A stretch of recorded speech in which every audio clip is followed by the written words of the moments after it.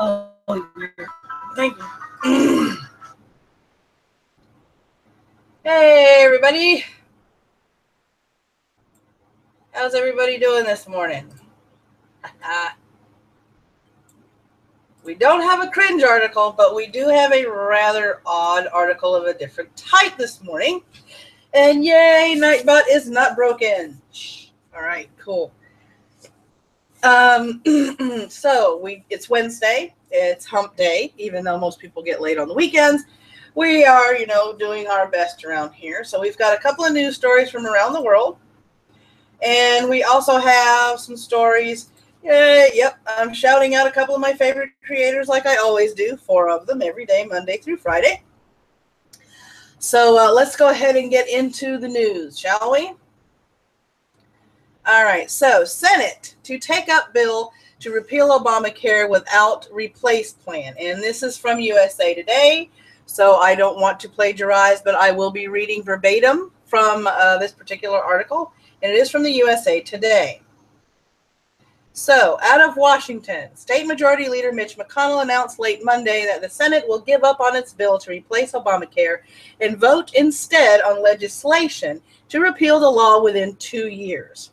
McConnell made the decision after it became clear he could not win enough support from his own GOP senators to pass the latest version of a replacement bill. 2 Republican senators announced Monday night that they would vote against the revised Senate bill to repeal and replace Obamacare, leaving leaders without enough support to bring the bill to the floor. Yep, exactly, no name, especially on Friday, since they only run USA Today Monday through Friday. So on Saturday, it'd be USA Yesterday. But this article was submitted to read by Rhetorical Entertainment, who is now in the live chat. Regretfully, it is now apparent that the effort to repeal and immediately replace the failure of Obamacare will not be successful, the Kentucky Republican said in a statement. So in the coming days, the Senate will vote to take up the House bill with the First Amendment in order being what a majority of the Senate has already supported in 2015, and that was vetoed by then-President Obama, a repeal of Obamacare with a 2-year delay to provide a stable transition period to a patient-centered healthcare system that gives Americans access to quality, affordable care. It's Tuesday. Aha! I want it to be the weekend already, apparently. Okay, my brain's running a day ahead. It is Tuesday. Yeah, dagnabbit, my brain is running a day ahead. Well, there's your blooper, and there's probably going to be a whole lot more seeing how this is live. All right, let's see. Senator Jerry Moran, a Republican from Kansas, and Mike Lee, a Republican from Utah, both retweeted that they would not support bringing the Senate bill to the floor, a procedural motion that requires 50 votes. Senator Rand Paul, a Republican from Kentucky, has long been an opponent of the bill because it leaves portions of the Affordable Care Act in place. And Senator Susan Collins, a Republican of Maine, announced last week she would vote against it. All right, but some conservatives have pushed for a return to legislation President Obama vetoed in 2016 that would have simply repealed the law, creating an opportunity to build a new system in its place. Senate Majority Leader Chuck Schumer, a Democrat from New York, said late Monday that it's time for Republicans to give up on their bill and work with Democrats to find bipartisan consensus on a new one. Hi, Ghost Dog. Hey, Mariel. Let me see. Who all do I have in this live chat? Hey, Apostomatic, Ghost Dog, Mariel. Hey, No Name, Rhetorical. Hey, Sir Wolfie. Hey, Beardarian. Hey, Thraxy. Love you, my internet baby boy. And Wolf Girl. All right, let's see here. One of the major problems with Obamacare was that it was written on a strict party line basis and driven through Congress without a single Republican vote, McCain said in a statement. As this law continues to crumble in Arizona and states across the country, we must not repeat the original mistakes that led to Obamacare's failure. The Congress must now return to regular order, hold hearings, receive input from members of both parties, and heed to the recommendations of our nation's governors so that we can produce a bill that finally provides Americans with access to quality and affordable health care. Yeah, the Senator of Utah. All right. The Congressional Budget Office estimated in May that the House-passed bill would leave 23 million more Americans without insurance by 2026. I'm going to have to check that number out. That means I have to do some research. The original Senate health care bill would have increased the number of Americans without health insurance, 22 million by 2026, according to the CBO. The nonpartisan office was scheduled to release a score of the revised Senate bill early this week. The Senate has struggled with two competing ideological mandates. For conservatives, the primary goal has been to repeal Obamacare, the mandates it established for individuals to obtain the insurers to provide policies, and the taxes that provided subsidies for those who could not afford it, but moderates blanched at the potential for reducing coverage for poor and elderly constituents, and some opposed the bill's language, stripping Planned Parenthood of federal funding. So there you go. Yep, only because they would no longer be forced to buy, so they would choose not to. Hey, Neil.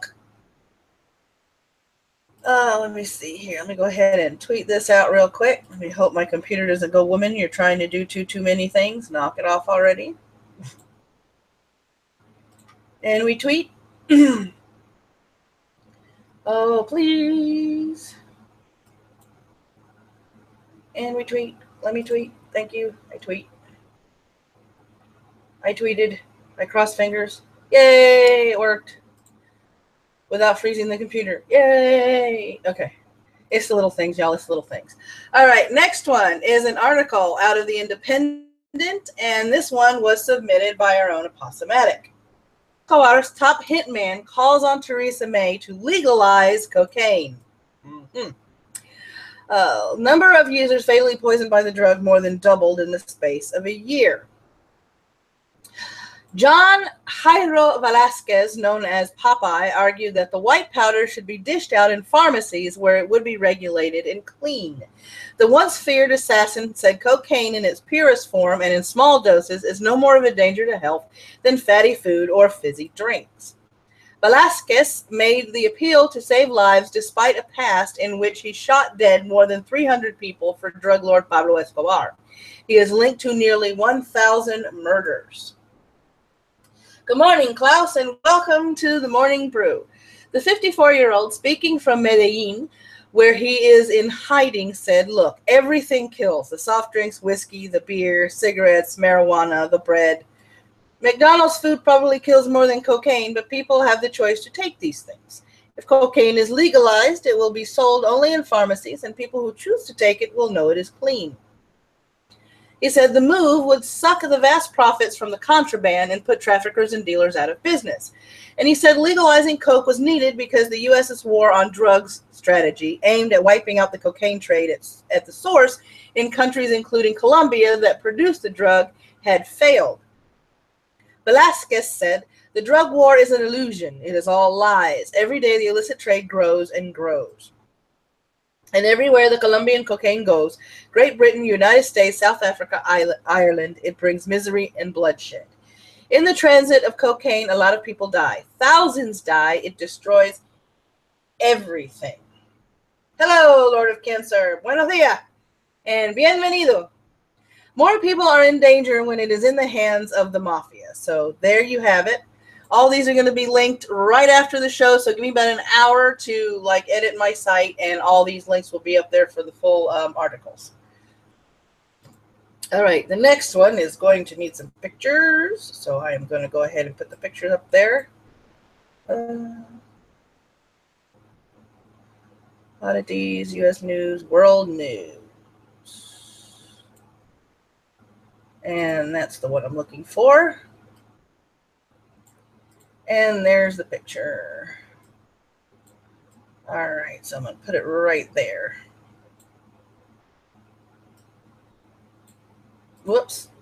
There we go. Separatists proclaim a new state to replace Ukraine.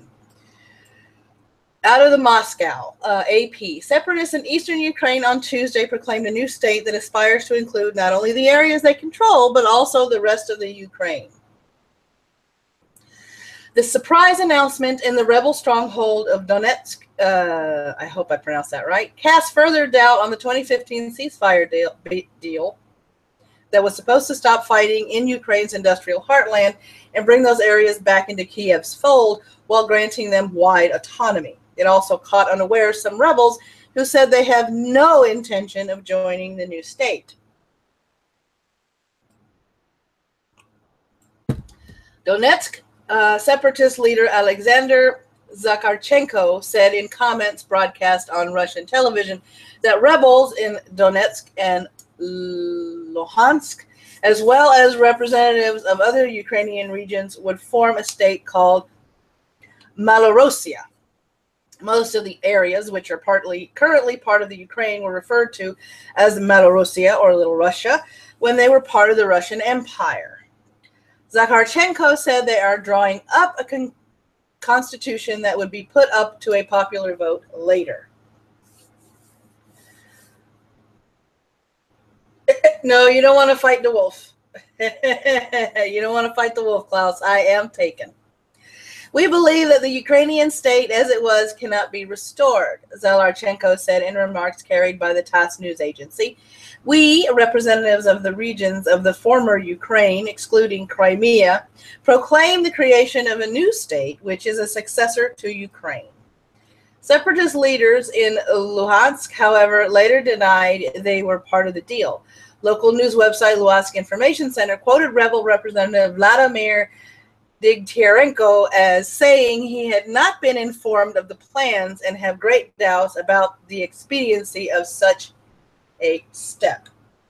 Moscow is extremely corrupt. If the rebels want to join Russia so bad, just move there. Russia does allow citizenship for people of Russian descent. Thank you for that, Lord. Throughout the conflict, the rebel-controlled areas have been ruled by self-proclaimed authorities in Donetsk and Luhansk, who call themselves the Donetsk People's Republic and the Luhansk People's Republic. Separatist leaders in Luhansk, unlike their counterparts in Donetsk, have tended to stay away from directly expressing intentions to join Russia. France, Germany, Ukraine, and Russia worked out an agreement in the Belarusian capital, Minsk, in 2015, which laid out a roadmap for ending the conflict between government troops and separatists. Under the deal, the rebels and the Ukrainian government agreed that the rebels would return the control of the territories they had captured to Kiev, while Kiev would allow the local election there and grant wide autonomy to the region. While the deal helped to reduce the intensity of fighting, none of the political components has been implemented. I put over here. All right. The Kremlin is no longer trying to push this malignant tumor back into the body of Ukraine, Fesenko said, adding that it's too early to predict the fallout of Tuesday's announcement because Zakharchenko is known for making outlandish claims. In other words, he's a big old blowhard, apparently. There was no immediate comment from Russia, which has been supporting the rebels. The Associated Press has documented how Moscow has been propping up the separatists in Ukraine with funds, weapons, and recruits. The Kremlin has firmly denied sending Russian troops to fight alongside the separatists, despite the overwhelming evidence. All right, so we've got that going on over there in Ukraine. Got to keep an eye on what's going on over there, because what goes on over there inevitably winds up affecting us in some way or another, at least with our ties with Russia and us trying to keep talking to them and, being nice with Russia. So there is that. Yeah, let me go ahead and bring that other one up. Where is it?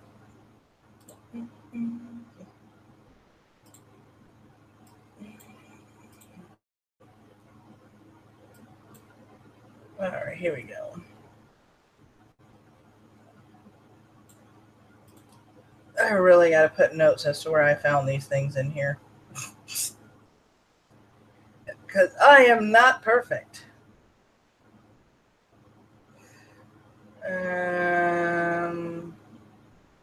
All right, I'm just going to close this out. Because everybody knows what Trump looks like. So we're going to widen this a little bit here. All right, so Iran complying with nuclear deal, just not complying with it in spirit, according to our wonderful Trump, our shitlord in chief. Yeah, probably. Oh, yeah, well, communists have to lie to keep the propaganda going, Lord. They just have to.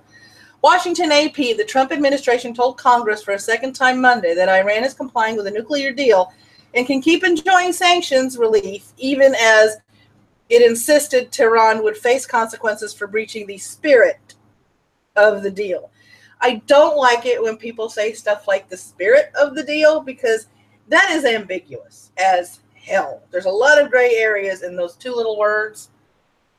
I mean, come on. You got to be more specific, especially when dealing with people like Iran.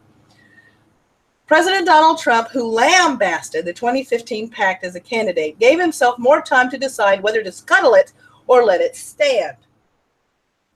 Instead, senior Trump administration officials sought to emphasize their deep concerns about Iran's non-nuclear behavior and vowed that those transgressions would not go unpunished. I guess that's what they meant by the spirit of the deal.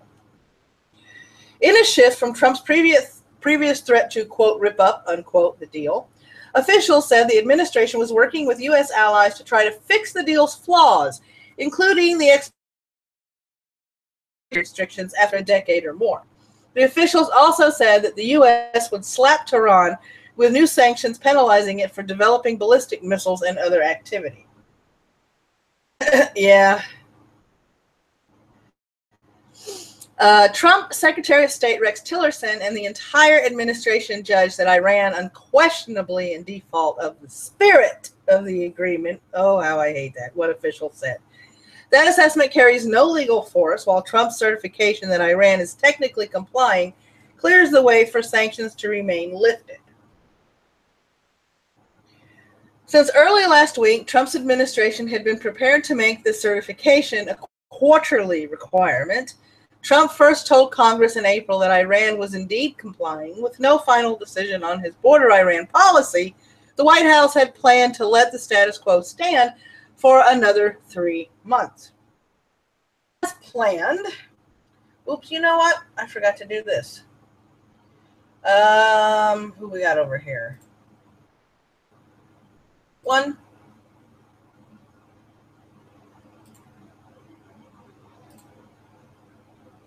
2, And who else we got over here? I don't see anybody else in my chat. Come over here. We've got some new participants.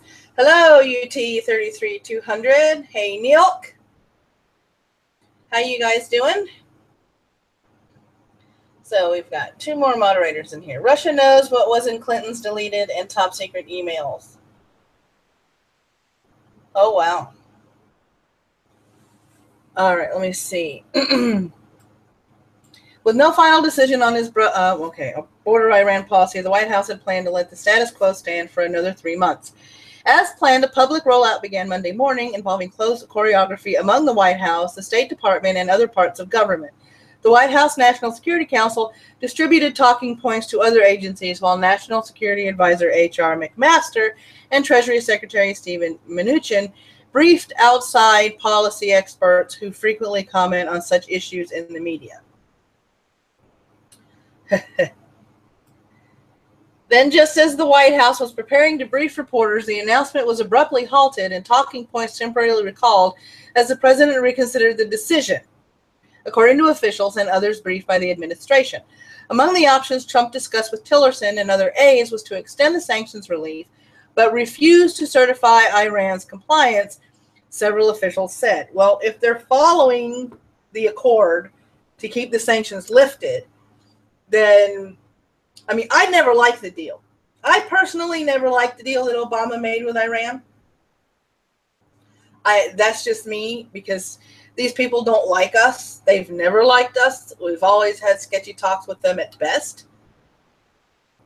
With the midnight deadline just hours away, officials disclosed the final decision on reporters on a chaotic conference call on the condition that it not be published until the White House had a chance to formally notify Congress.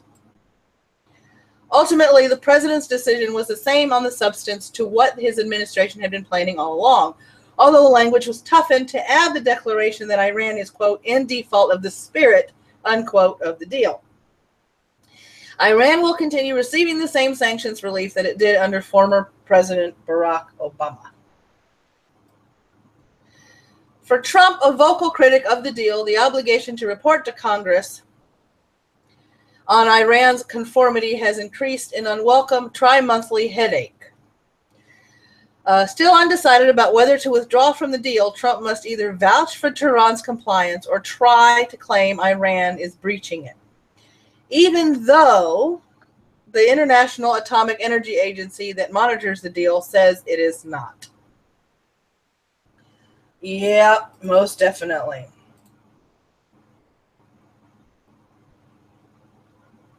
You missed the start. Under the deal struck by Obama and other world leaders, Iran agreed to roll back its nuclear program, long suspected of being aimed at developing atomic weapons, in return for billions of dollars of sanctions relief. The deal does not address global concerns about Iran's non-nuclear activities, but also doesn't prevent the U.S. and others from punishing Iran for those activities. Iran remains on the State Department's list of state sponsors of terrorism for its support of anti-Israel groups. Scuttling the deal would put further distance between Trump and foreign leaders who are already upset over his move to withdraw from the Paris Global Climate Change Accord.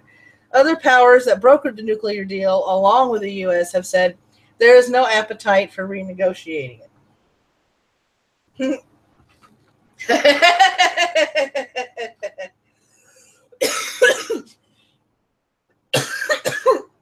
Excuse me. So, for those of you that were around in 2015 and remember Obama's deal with Iran, what did you guys think of it? Please put that in, because I would really love your opinion, and those that watch this later on would probably like to read your opinions too. If I was Trump, I would continue them on one condition: Iran has to improve human rights and has to end the nuclear program. They do have to, but I don't see Ahmadinejad doing that. Yeah, it was a stupid deal. I completely agree. These people don't like us at all. Making a deal with them for that kind of stuff was dangerous at best. We're going to screw these anyway. It's all for face. Yeah. Well, I mean, it's just, to me, okay, if he was going to do a deal like this, number one, it should have been more specific. Yep, exactly. Makes the U.S. look unstable to make deals with. Iran has said they want to keep making nukes to wipe out America and Israel. Exactly. They are an Islamic state. They are run by people that are very devout in Islam. They don't like us and they don't like Israel. They consider us infidels. Yes, I agree.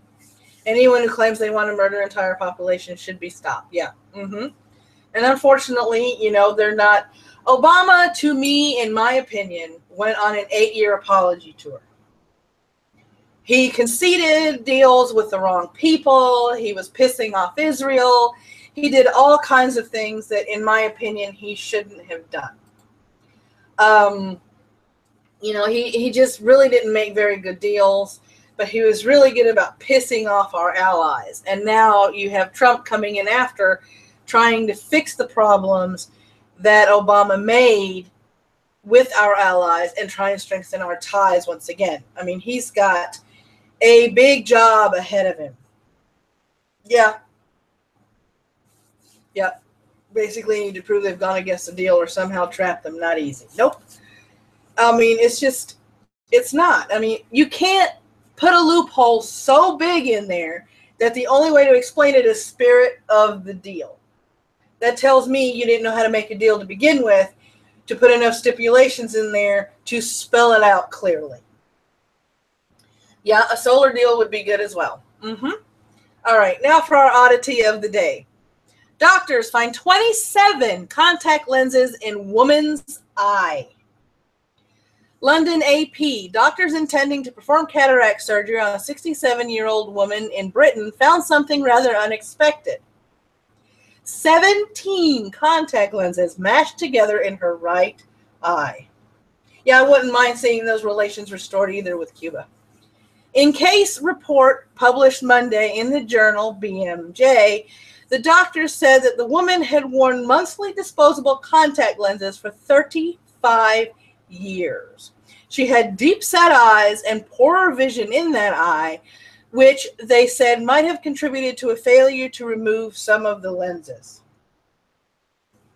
The doctor said that the 17 lenses were bound together by mucus. A further 10 were found by the surgeon using a microscope. Rupal Marjaria, a specialist trainee in ophthalmology, said the large mass would have caused quite a lot of irritation. The patient had chalked it up to old age and dry eye, Marjaria said. Did you have a prom baby? Probably. Did you have a prom baby without knowing it too? Yeah. Not too bright, was she? I didn't think so either. Yeah. Ew. Yeah. Mucus. Ew. Yuck. All right. Let me get this up here because we know it is that time for shout outs. All right. Let's see here. I can tell I'm being a little jerky on cam, or at least it looks like that way to me. All right. Okay. Here we go. Scrolling up. The first one on our shout outs. She is for men rights issues, vehemently so, very well spoken, and very outspoken. Her name is Stacy King. She provides clear points, points out bullshit for people who are against the men's rights movement. And she is squarely in the corner of any man who feels oppressed, which is just about every dude in the West, thanks to third wave and fourth wave feminism. So y'all go check Stacy King out, watch some of her videos, and subscribe if you want to see more. That's Stacy King. One on our list. He's a barbarian. He's bearded. He's the Beardarian. Stop beard oppression today. Visit his channel, watch his many adventures, participate in his live chat on his live streams. He is absolutely wonderfully entertaining. He is funny. And he is just an all-around really good guy. Over there and help the Beardarian out. He is currently rounding up money for a new computer. He is in a worse boat than I am with mine. His computer tends to overheat and shut down just because he's trying to render videos. Yes, death to useless hipster beards. No problem, Beardarian. I like you guys. I'm going to shout you out when I can. So y'all come over here, watch his videos. If you like the videos, like them. And as always, subscribe and hit that little bell if you want to be notified whenever our wonderful Beardarian makes another video. All right, the next one on our shout out list is... He is concise. He is quite British. And he speaks his points eloquently when he does his weeks that was. I am talking about the Britisher. The only warning I have for you on the British, on a video of his, prepare to have an earworm for most of the rest of the day. Do that here because I'm not going to put you through that kind of torture.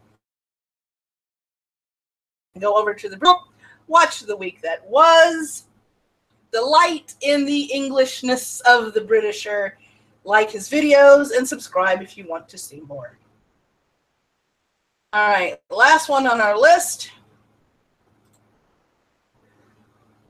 He is well-spoken, though soft-spoken, makes really, really good points.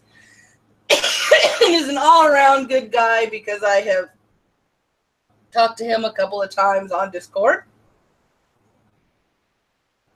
I am talking about the Irreligionist. He refutes bullshit with facts, a little bit of snark, comedy along the way. Come over here and give the Irreligionist some love. Some of his videos, like, you know, standard stuff. Watch, like, subscribe if you like him. And that is the end of the shout-outs for the day. Now, it doesn't mean it's the end of the links, however. We have our hashtag of the day. And our hashtag had to be done. And I had to go there because everybody else went there. So as it loads, no problem, gerbil. All right, the hashtag is hashtag fatten up a band. Put it on latest instead of top and read a few of these.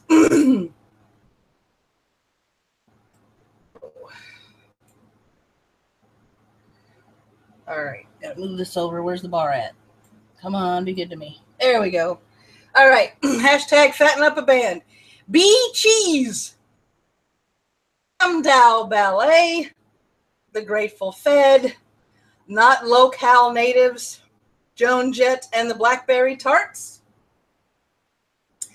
Scone Direction. Fried Oyster Cult.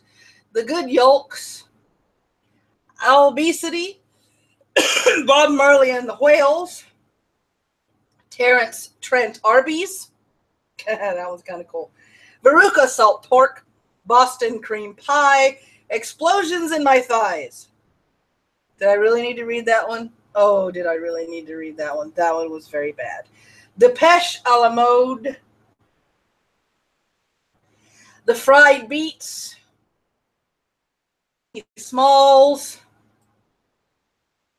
Ah, damn it. It loaded up and now I lost my spot. All right. Bay City Cinnamon Rollers. Twixted Sister. Love how they work that in there. Destiny's Food Baby. Bananarama Pudding. Alice in Chain Restaurants. Pound Garden. Rascal Fats. Fats Domino. Oh, that's cheating. That was his actual name. Come on, use your imagination. Beefy Once. Neil Young and Lazy Horse. The Grateful Bread. Let me see. Bruce Stringbean. Buns and Roses. That's a good one. Buns and Roses. Lard. Yeah, rhetorical. That was funny. Let me see who else we've got over here. Insane Clown Posol. I think I spelled that right. Or Posole. Posole. Insane Clown Posole. The Rolling Scones. Blue Cheese Oyster Cult. Food Fighters. Red Hot Stuffed Chili Peppers. Fork Boy. Bruce Stringbean. Yeah, sounds like a thing. It does. The Meat Lovers Supremes. Red Hot Churro Peppers. Ham. Dim Sum 41. 30 seconds to Mars bars, big and thick, a flock of barbecued chicken, Mealy Dan, I can't even, Ariana Grande Frappuccino, Smashing Dumplings, and the new Chris Christie Minstrels. Wait, that's not a band. The fuck? Jimmy Eat the Whole World. There, we'll leave it on that one. Jimmy Eat the Whole World. No, I don't know Soda Stereo. So there's that one. All right. And now you get to see me a little bit bigger. Now you get to see my face just a little bit bigger while I talk to you guys. For those of you in the chat that have scheduled live streams, please DM me on Twitter. No Greens Day. That's funny. Just put bacon on it. For those of you in the live chat that have regularly scheduled live streams, please DM me on Twitter, because this is usually the portion of the show where I mention the live streams later on in the day. That way everybody has a heads up on the live streams that are coming. I also tend to do this as well. If you find any funny hashtags during the day, please link those hashtags in my DMs, because sometimes in the morning I can't find a funny hashtag for squat.